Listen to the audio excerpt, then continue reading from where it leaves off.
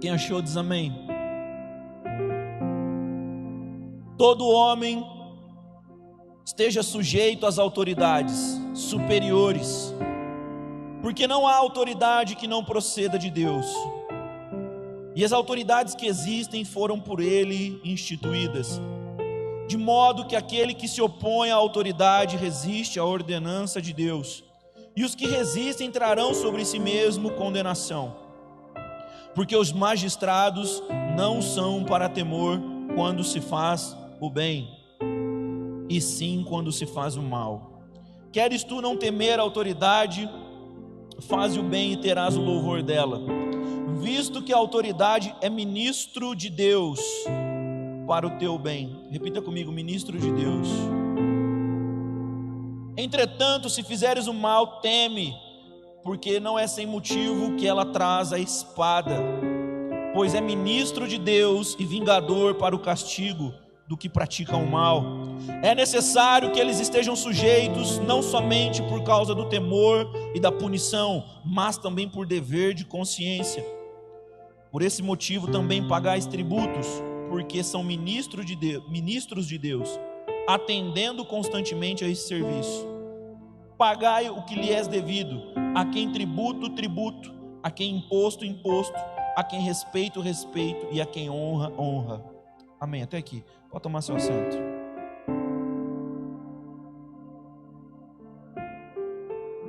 O apóstolo Paulo, ele está escrevendo essa carta aos irmãos de Roma.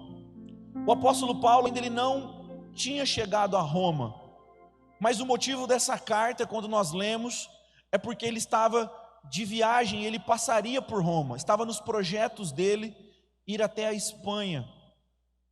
A Espanha é um país que fica ali na beira-mar, e um dos mandamentos de Jesus qual foi? Ide por todo mundo, pregai o evangelho a toda criatura. Precisamente lá em Atos fala que os discípulos deveriam ir a Jerusalém, Samaria, toda a Judéia e até os confins da terra. A Espanha era considerado um dos confins da terra, porque as pessoas acreditavam que se você navegasse, você cairia num abismo, não tinha nada depois. Então o último lugar conhecido eram os lugares costeiros.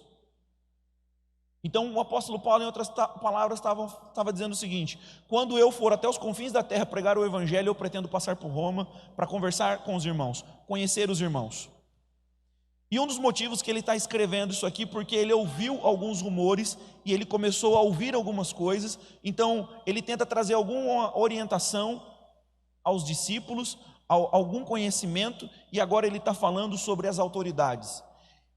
E é muito interessante, porque a principal autoridade daquele mundo era o imperador romano.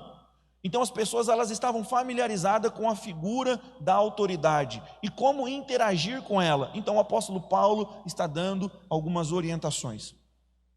No entanto, quando nós lemos esse texto, nós pensamos que a autoridade que foi constituída por Deus significa pessoas, e não são pessoas. Nós lemos claramente no texto falando que a autoridade constituída é uma função hierárquica, e está dizendo que é ministro de Deus. Então toda posição de autoridade, a posição é um ministro de Deus, é usado por Deus a posição para trazer o bem, para servir um bem comum, mas não necessariamente a pessoa que ocupa essa posição. Vamos deixar um pouco mais claro.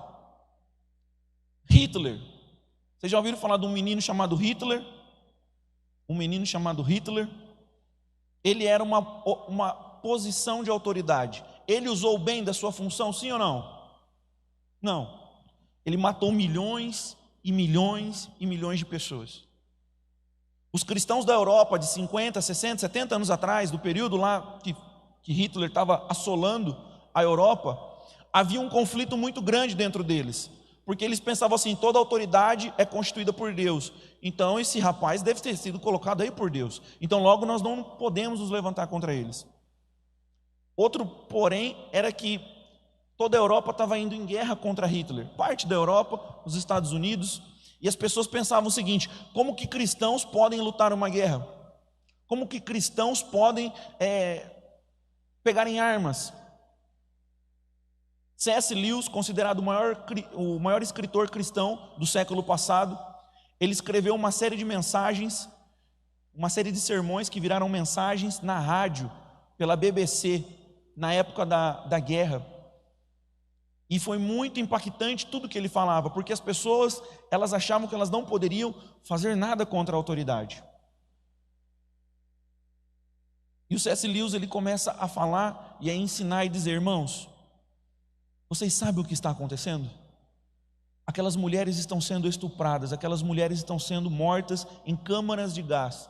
Colocava pessoas dentro de ambientes e ligavam um gás para que as pessoas morressem sufocadas. Elas arranhavam a parede. Mais de 7 milhões de judeus morreram nos campos de concentração, fora negros e outros povos. E o papel de C.S. Lewis foi muito importante, porque ele se levantava na rádio dizendo: em nome de Jesus, nós precisamos nos levantar e parar o mal. Nós precisamos nos impor e parar o mal. Nós não podemos ficar assistindo uma pessoa sendo morta, sendo decapitada, sendo amarrada e ficarmos olhando. Ficarmos trancados dentro da nossa casa orando. Nós precisamos nos levantar. Então as mensagens de C.S. Lewis impactaram e tiveram um efeito muito grande nas famílias. Trouxeram alívio, trouxeram paz, trouxeram motivação. Outro exemplo, o Mao Tse-tung. Mao Tse-tung faz Hitler parecer nada. Mao Tse-tung foi um imperador chinês, matou cerca de 70 milhões de chineses para implantar o seu regime político. 70 milhões de chineses. Isso, alguns dizem que esse número é 2 ou 3 vezes maior. Uma autoridade. Agora você me pergunta: pastor, foi Deus que colocou um homem desse lá? Com certeza não. Com certeza não. Mas a posição existe e ela tem que ser usada para o bem. Nos Estados Unidos, até a década de 60, um pouquinho antes, uns 2 anos antes, não podia negros sentarem no mesmo ambiente que brancos. Sabiam disso? Quem sabia disso, levanta a mão. Estou falando de 50, 60 anos atrás, história recente. Virou um marco quando uma menina negra foi estudar num colégio. Ela teve que ser escoltada, porque a população em fúria queria apedrejar a menina negra porque foi estudar num colégio. Os negros tinham que sentar no fundo dos ônibus, não podiam beber água no mesmo bebedouro que os brancos. Até que o pastor batista Martinho Lutero, mais alguns irmãos tomaram uma posição. Martinho Lutero não, o Martin Luther King, é porque é o mesmo nome, Martin Luther King Jr.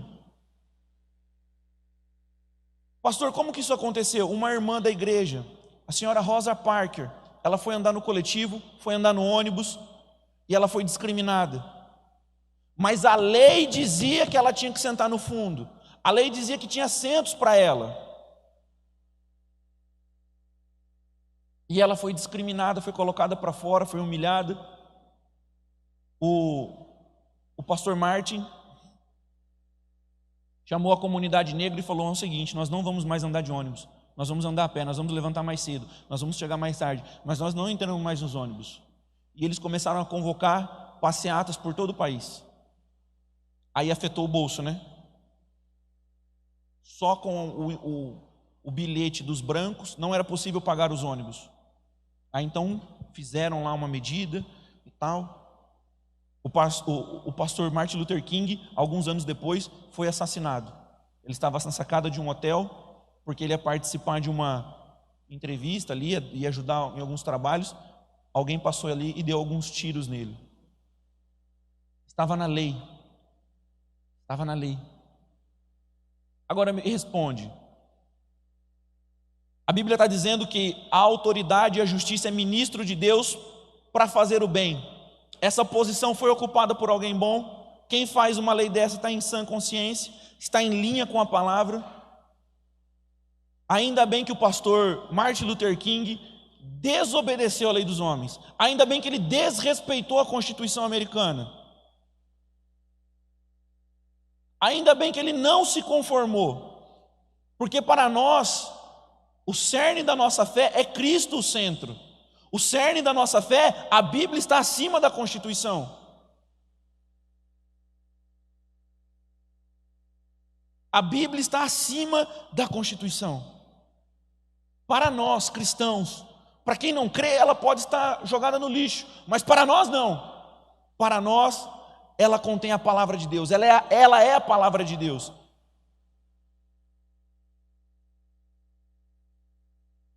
E nós começamos a perceber que ao redor do mundo existiram várias leis que mandavam matar cristãos, várias leis injustas, várias leis que, enfim. E esses homens chegaram ao poder.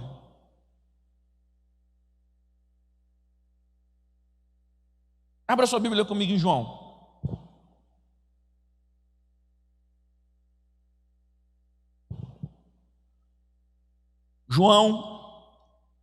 O Evangelho de João, capítulo 19.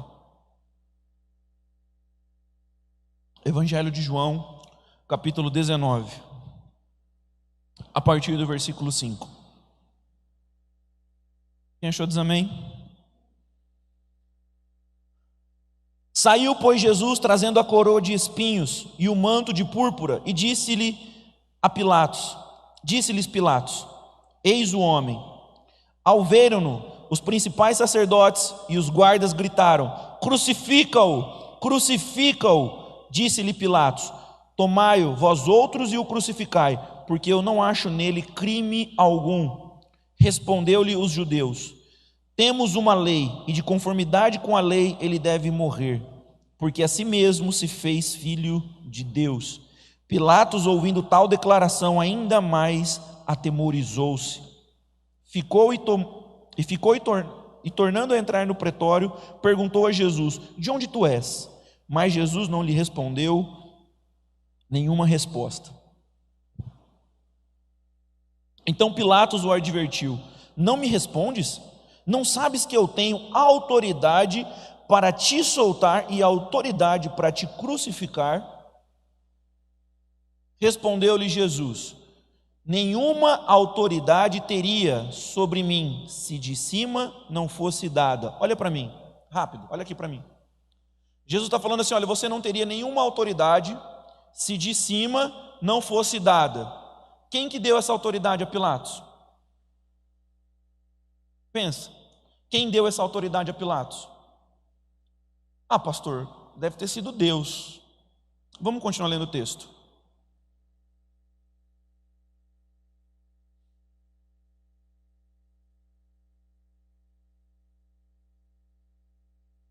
O 11. Respondeu-lhe Jesus: nenhuma autoridade teria sobre mim se de cima não fosse dada. Por isso, quem me entregou a ti, maior pecado tem. Deus tem pecado? Não. Então Jesus não estava se referindo a Deus. Ele estava se referindo à autoridade que está acima de Pilatos. Quem estava acima de Pilatos? O governo romano, o imperador romano, a quem o apóstolo Paulo vai dizer que toda a autoridade foi instituída, mas não a pessoa, a função. Então ele está falando assim: olha, um representante do povo, um representante de Deus, que era para estar a função do povo, coloca uma pessoa como você, ela tem maior pecado do que você. Ela está em pecado por colocar uma pessoa despreparada como você.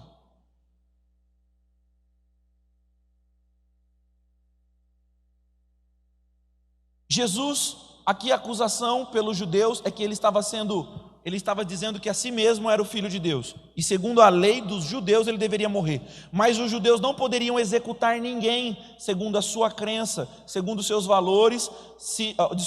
Eles poderiam executar algumas pessoas segundo a sua crença, segundo os seus valores, mas quando Roma sitiou, Roma proibiu isso, e tinha que passar primeiro pela lei de Roma. Então eles deram um jeito para tentar fazer o quê? Manipular a informação.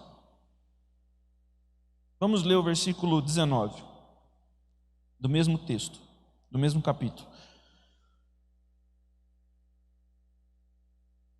Pilatos escreveu também um título e colocou em cima da cruz, que está escrito, que foi escrito: Jesus Nazareno, o Rei dos Judeus. Muitos judeus leram este título porque o lugar em que Jesus fora crucificado era perto da cidade, estava escrito em hebraico, latim e grego. Os principais sacerdotes diziam a Pilatos: não escreve Rei dos Judeus, e sim que ele disse: sou o Rei dos Judeus. Respondeu Pilatos: o que escrevi, escrevi. Pilatos, então, na verdade, ele colocou aquela inscrição para que de alguma forma ele literalmente pudesse lavar as mãos, tipo, matei porque ele estava o quê? Ofendendo o imperador. Se você ler todo o texto, a multidão que gostava de Jesus chamava ele de Senhor. E Senhor no texto aqui não é Senhor que nem eu falo para os diáconos ou para algum irmão mais velho, como pronome de tratamento. Senhor aqui no original é Cúrios. Cúrios significa rei, significa senhor, chefe absoluto, e era o mesmo título que César tinha. Então era proibido chamar outra pessoa de Cúrios que não fosse o imperador. Os cristãos estavam literalmente desobedecendo a Constituição e o Estado ao reconhecerem que Jesus era a suprema autoridade. Quando eles diziam: Jesus é o Cúrios, Jesus é o Cúrios, não é Júlio César. Quando você vai ler o texto, você começa a perceber que os fariseus, eles começaram a meio que manipular Pilatos, e dizendo: se você não crucifica alguém que se diz rei, alguém que é chamado de Cúrios, você não é amigo de César. Então ele, temendo, ele se atemorizando, ele foi lá, escreveu aquilo lá e autorizou a crucificação. Nós precisamos entender que tudo que estava acontecendo aqui, eles manipularam para que tivesse um ar de legal. Deixa eu te fazer uma pergunta: e se amanhã ou depois sancionarem uma lei que você não pode mais falar de Jesus? Apocalipse diz que nos últimos dias isso aconteceria.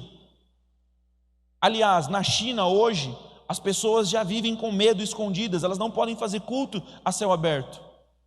Você leu a sua Bíblia essa semana? A igreja na China, ela não tem Bíblias inteiras, eles fragmentam a Bíblia em páginas, porque é mais fácil de esconder uma página do que um livro enorme. E depois eles trocam as páginas entre eles para que eles possam continuar lendo. Todo mundo gosta da história de Daniel, principalmente as crianças. O meu filho, uma época, estava no cultinho, então toda semana eu ficava lá um pouquinho com ele até ele se acostumar. Então eu ouvi várias vezes a história de Daniel. Você lembra da história de Daniel? Daniel, capítulo 6, por que ele foi jogado na cova dos leões? Uma das principais histórias do livro de Daniel. Daniel, ele é um menino que ele é levado cativo para a Babilônia na adolescência, ele é preparado pelo pessoal ali do império, e ele começa a servir e ele começa a subir de nível, ele começa a subir de cargo, e ele chega a ser um dos 3 presidentes do país. Acima deles só tinha o rei. E dos 3 presidentes diz que ele começa a se destacar. Ele começa então a se destacar, e as pessoas têm ciúme, inveja, e começam a bolar um plano para destruí-lo. E aí eles percebem assim: Daniel é excelente, não tem como nós pegarmos Daniel. A única forma é se nós o pegarmos na própria lei do Deus dele. Então eles baixam um decreto, e o decreto era o seguinte: eles foram lá, conversaram com o imperador e disseram: viu, rei, faz uma lei para que toda pessoa durante 30 dias não ore a ninguém e não peça nada a ninguém que não seja ao Senhor. E se alguém violar essa lei, vai ter que pagar com a própria vida. Essa pessoa tem que ser jogada na cova dos leões. O rei gostou da ideia, autorizou. Você vai ler Daniel capítulo 6, versículo 10 lá na sua casa. Daniel, quando ficou sabendo do decreto, o que ele fez? Daniel capítulo 6, versículo 10, ele subiu na casa dele, ele meteu o pé na porta da janela, e ele dobrou o joelho e começou a orar, propositalmente. E o texto começa dizendo que ele, tomando como de costume, fez as suas orações. Na Babilônia eles não podiam fazer culto, não porque eles eram proibidos, mas porque o templo ficou em Jerusalém, e não podem fazer culto que não seja no templo. Então na Babilônia eles podiam apenas se reunir nas sinagogas, nas casas de oração e estudar a Torá. Mas sabe o que eu acho fantástico? Daniel, ele propositalmente, ele vai lá, ele abre a janela. Todo mundo viu para dentro da casa dele a hora que ele se ajoelhou e orou. Então as pessoas vão lá, denunciam ao rei, meio que escondendo quem era a pessoa, tragam a pessoa, chegaram com Daniel. Aí o rei, ele quer voltar atrás na palavra, porque ele gosta muito de Daniel, mas não teve jeito. Ele foi jogado na cova dos leões. Sabe, nós precisamos entender que nós temos alguém a obedecer. Nos últimos tempos, nós teremos leis das mais diversas que vão nos tolir, que vão nos... tudo. Nos Estados Unidos, os Estados Unidos, assim que assumiu o novo presidente, eles saíram da aliança internacional contra o aborto. E os Estados Unidos têm muito peso, muita relevância nessa questão a nível mundial. Com a saída dos Estados Unidos dessa aliança mundial, há um enfraquecimento muito grande. Para amanhã ou depois aprovar o aborto na nossa nação é questão de tempo. E aí, se aprovar o aborto na nossa nação, nós vamos mudar? Nos Estados Unidos também, e isso acaba norteando. Tudo que é feito lá acaba tendo um efeito cascata no resto do mundo. O presidente acabou de dar início a um projeto que homens e mulheres podem usar o banheiro que sentirem vontade. Então, se um homem disser assim, eu acho que eu sou mulher, ele pode entrar num vestiário, num banheiro, e não apenas isso, ele pode se inscrever em competições. Um homem pode jogar a liga feminina de vôlei, já tem acontecido isso no Brasil. Um homem pode ir lá e fazer um esporte de luta, boxe, um judô, um jiu-jitsu contra uma mulher. Eu não estou vendo o contrário, eu não estou vendo mulheres indo disputar com homens, mas está sim de marmanjo querendo disputar com mulher. E se nós falarmos alguma coisa contra, nós seremos homofóbicos.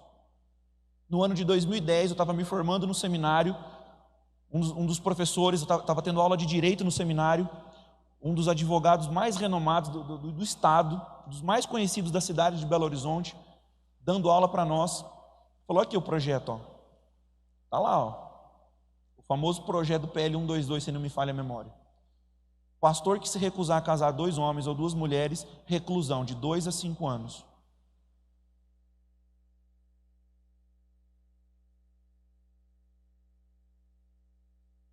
A igreja onde eu estudei estava tendo um caso.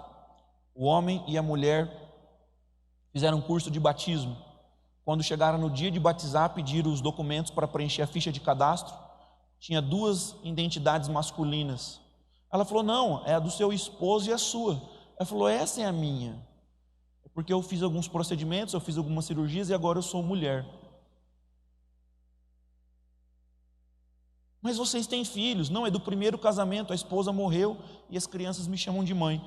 Ninguém nem desconfiou, porque o trabalho foi bem feito. A cirurgia ficou linda. Um pastor de quase 70 anos, por causa disso, já quase vai para o Chilindró.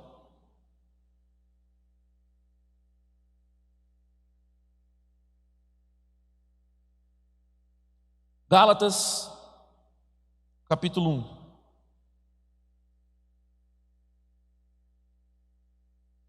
Gálatas,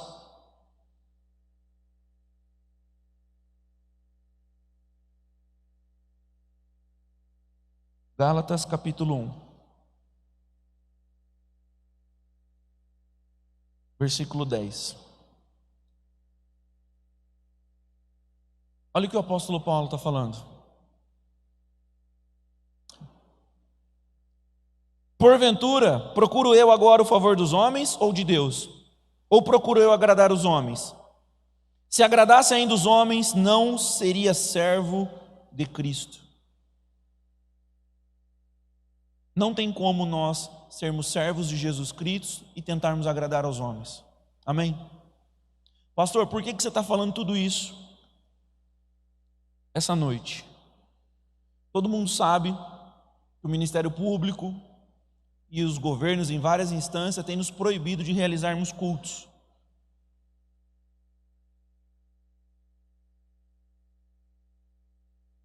Nós não podemos mais aceitar isso, irmãos. Tem que ser uma liberdade individual. Se o irmão quiser e não se sentir confortável, fique em casa. Mas esse direito não deveria ser proibido. O Estado está querendo dizer para nós o que é culto. O ano passado eu fiz uma série de mensagens trazendo, lembram? O que é culto, quais são os elementos do culto, qual o propósito de cada elemento. As autoridades constituídas, elas não têm autoridade para nos dizer o que é um culto. É a nossa fé que diz para nós o que é um culto. A hora que é o nosso culto. Quantas pessoas podem cultuar ou não? Quanto tempo vai ter a nossa reunião? Ah, pastor, mas o Estado é laico. Justamente por o Estado ser laico é que eu tenho autoridade para falar isso. Foi a reforma protestante, nós cristãos evangélicos, que lutamos para que o Estado fosse laico. O Estado laico não é um Estado ateu. O Estado laico é onde o Estado ele proporciona um ambiente onde as pessoas possam manifestar de forma saudável a sua fé. É justamente por ser um pastor cristão que eu estou falando isso. Porque nós ainda temos alguma força juntos. Mas e as outras religiões? Vamos falar um pouco da macumba, da umbanda, do candomblé. Temos diferenças religiosas, não concordo com os ritos, mas eles têm liberdade de fazer o que eles acham que é certo fazer. Algumas dessas crenças que eu falei, até algumas outras que eu não vou citar o nome, eles têm horário para poder oferecer os seus trabalhos. Como que alguém vem e diz, não, você só pode cultuar de tal hora a tal hora, você está interferindo na fé da pessoa. Os adventistas, eles usam o sábado para fazer muitas das suas coisas. E eles não podiam usar o dia de sábado, e muitas outras crenças. Está havendo uma interferência numa liberdade individual, que nos é garantida pela Constituição. Mas eu não vou nem entrar nesse mérito, primeiro porque eu não sou advogado. E segundo, ainda que não tivesse garantido na Constituição, por liberdade da nossa fé, nós não somos obrigados a obedecer algo que nos constrange a ir contra os nossos princípios. Eles estão partindo de um pressuposto que as nossas reuniões, os nossos cultos são um serviço não essencial. Não essencial a quem? Para nós é de suma importância, para nós é essencial. Para nós, o morrer é lucro e o viver é Cristo. E todos os nossos elementos aqui de culto fortalecem a nossa fé. O que nós somos e a forma como nos expressamos parte daqui de dentro. É verdade que podemos ler a nossa Bíblia na nossa casa. É verdade que podemos orar na nossa casa. Mas a maior parte de tudo que eu e você aprendemos foi aqui dentro. Sim ou não? É aqui que nós tomamos a ceia, é aqui que nós somos batizados, é aqui que nós confessamos os nossos pecados, é aqui que nós recebemos oração pelas nossas enfermidades. Até quando nós vamos ficar? Ah, mas o Estado disse, uma banana para o Estado.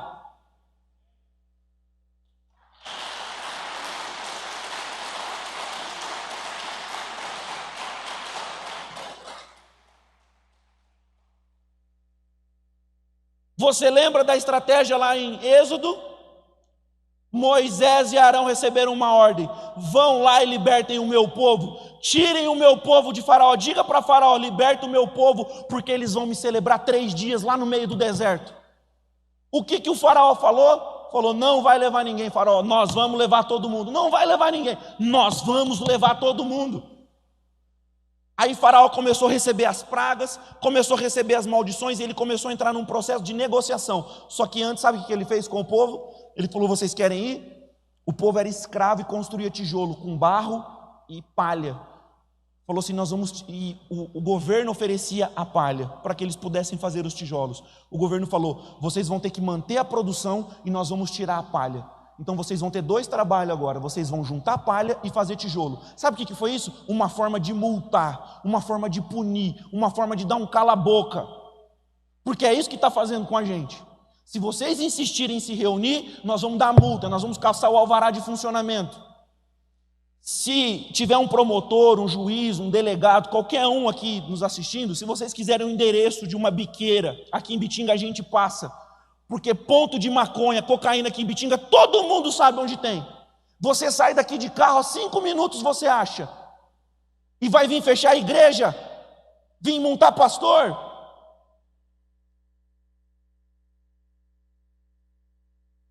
Serviço essencial, sim.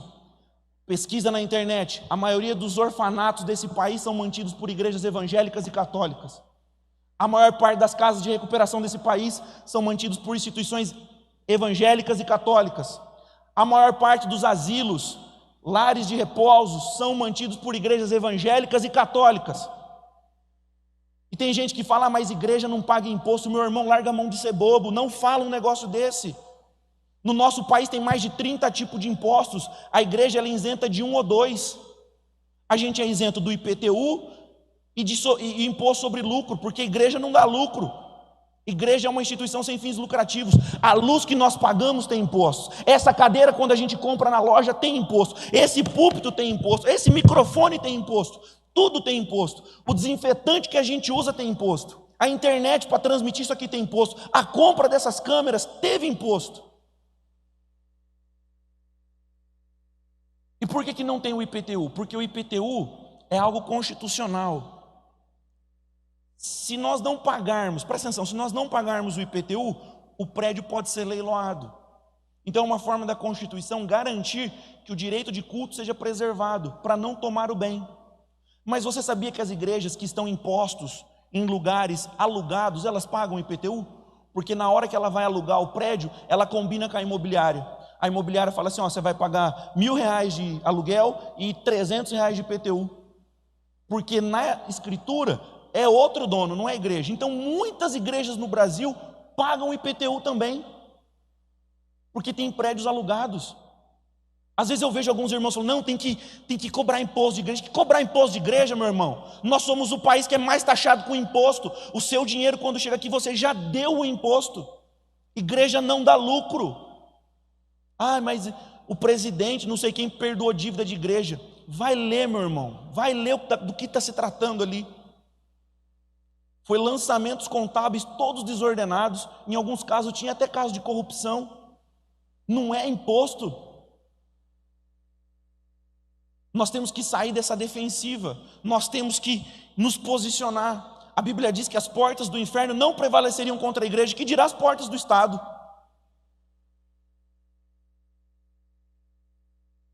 Que dirá as portas do Estado? Sabe o que nós estamos ensinando para os nossos filhos, para os nossos jovens? Porque eles estão nos olhando. Ah, lá naquela pandemia de 2020, 2021, o Estado mandou e a gente obedeceu. Nós estamos gerando uma geração fraca, uma geração sem posicionamento. Nós temos que nos manifestar. Voltando para a história de Moisés. Deus falou assim para eles, ó, vai lá e tira meu povo. Quando eles chegam e falam assim, não, nós vamos tirar. Não, faz o seguinte, vai só homens e as mulheres e as crianças ficam, vocês vão lá, cultuam e voltam. Não, nós vamos todo mundo cultuar. Nós vamos todo mundo cultuar. Até que por final vai todo mundo.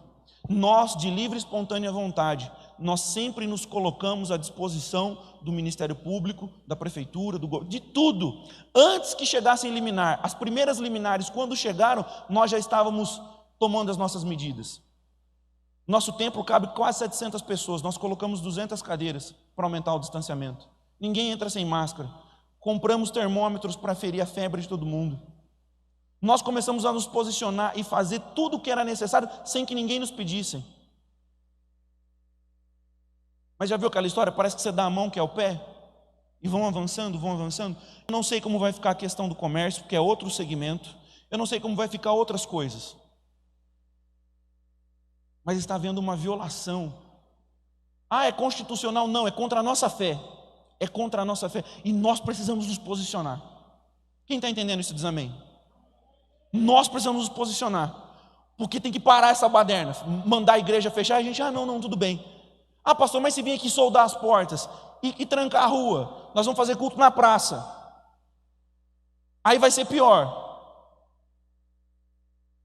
Não tem cadeia para prender bandido, vai prender pastor, vai prender senhora de igreja. Vai prender jovem com violão na mão.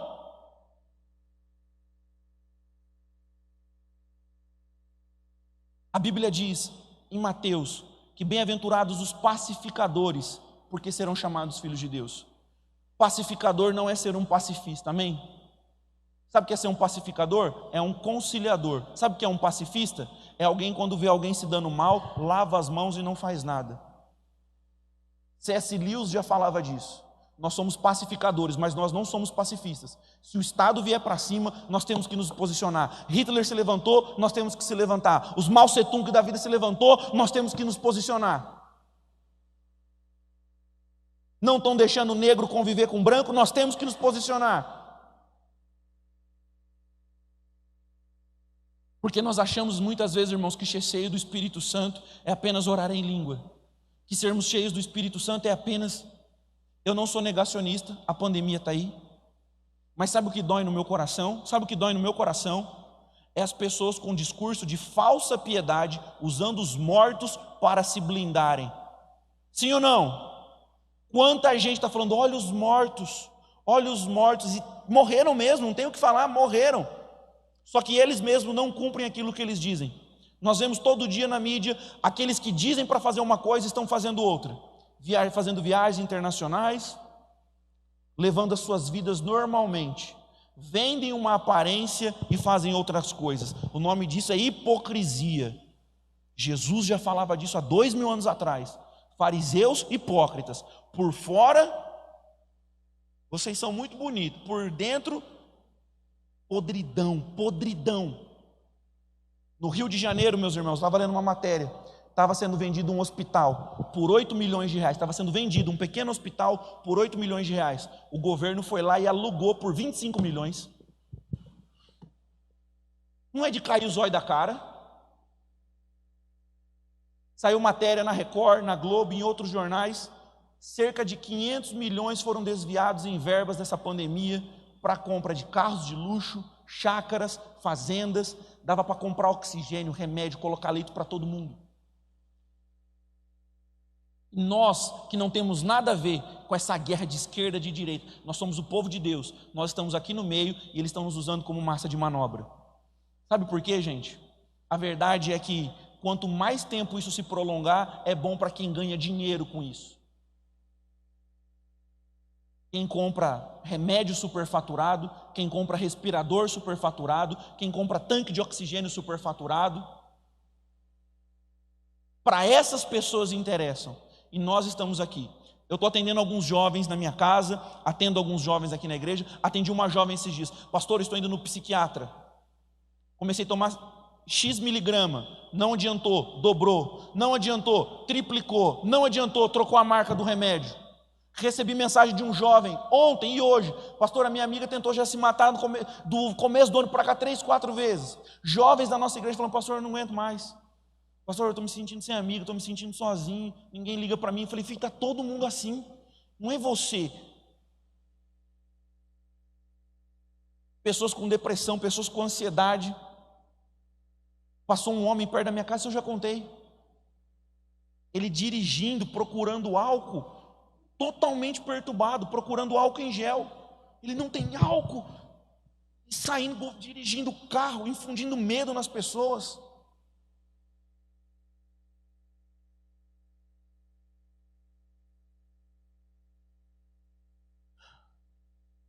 Está certo um negócio desse, meus irmãos?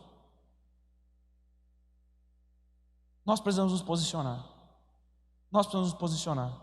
As nossas crianças precisam ser cuidadas, os nossos jovens, os nossos velhos. Nós precisamos nos cuidar. Nós estamos abertos a um diálogo, mas nós não podemos mais ficar aceitando imposição. Porque quem sabe o que é culto? O que é um culto? Quais são os elementos? Qual é a função? Se é útil, se não é, somos nós que sabemos. É nós que sabemos. Vamos colocar em pé.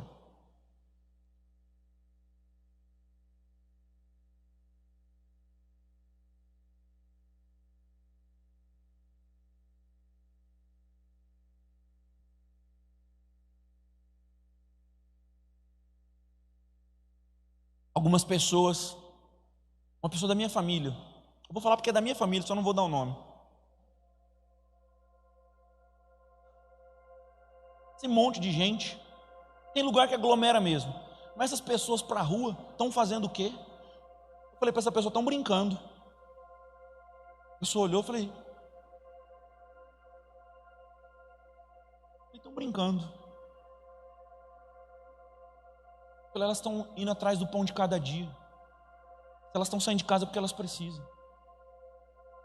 Quem pode ficar em casa é um privilegiado, porque tem quem vai na rua comprar as coisas, tem quem sustenta, tem uma aposentadoria ou uma pensão. Quem vai para a rua muitas vezes não tem escolha. Querido, eu vou te dizer um negócio, eu sou o bicho mais caipira que tem.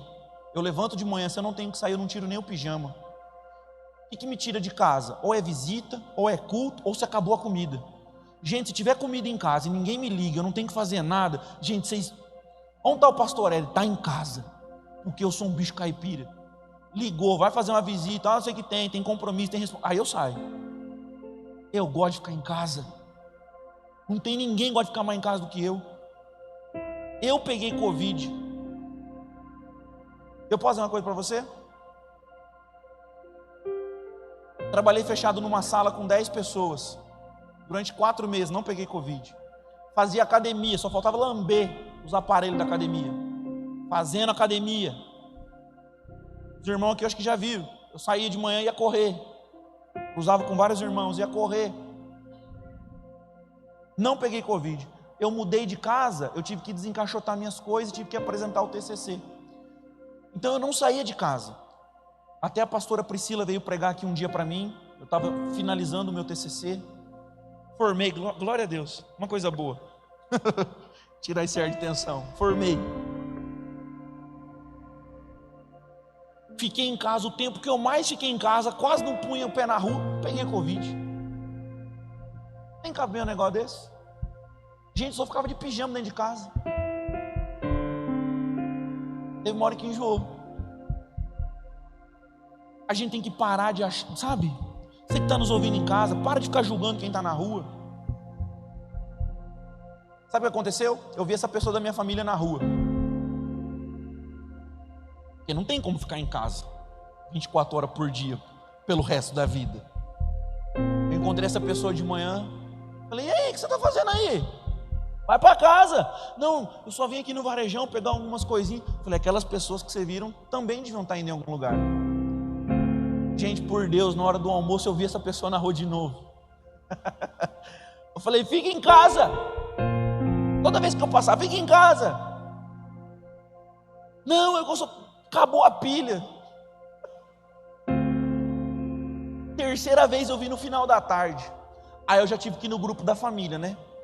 Causar a bênção no meio dos irmãos. Falou, ó, vi fulano 3 vezes na rua hoje. E é do grupo de risco. E vi sem máscara. Ai, mas foi uma emergência. Uma emergência é nada. Quando é os outros, não pode. Hipocrisia. Hipocrisia. Fui passear com meu filho. Meu filho não sai de casa. Eu saía trabalhar. Teve um dia que eu falei, não aguento mais. Tirei o menino de casa, fui andar com ele de carrinho, dar uma volta no quarteirão. Ele falou, ufa papai, nós vai sair um pouco? Me partiu o coração. Ele foi lá e falou assim, deixa eu levar meus cavalinhos, que eles também não aguentam mais ficar em casa. Pegou os cavalinhos dele e colocou dentro da motoquinha. Dor no meu coração. Ninguém aqui está negando nada, nós sabemos que existe um problema. Mas nós precisamos de uma certa mobilidade. Mínimo de mobilidade. Mínimo de mobilidade. Vamos orar.